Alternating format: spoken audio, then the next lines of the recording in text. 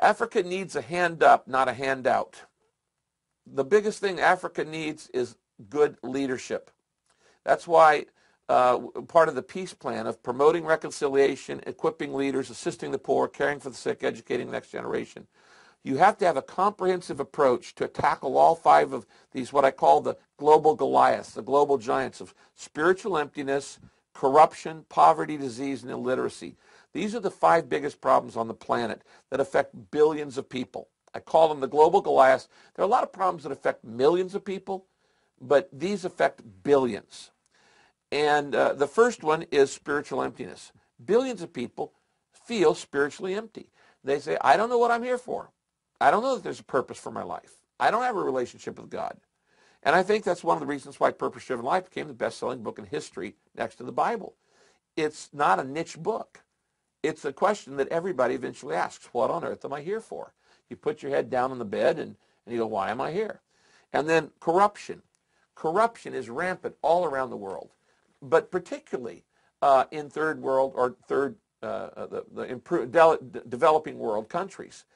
And corruption is at business level, it's at government level, it's at academic level, it's at the church level, it's penetrated through society. And having been around the world many, many times, you can go anywhere and people are going to ask you for a bribe. And you just have to say, we don't do that. And in the last 50 years, I'm guessing this, maybe the West has put $1.5 trillion of aid into Africa, and the countries in Africa are actually worse off. Their standard of living is worse off than it was 50 years ago. It's like a sinkhole. Why? Because people were skimming it off and putting it in Swiss bank accounts. And you have these government leaders, the Idi Amin stronghold types that are just don't care about their people. They're not servant leaders.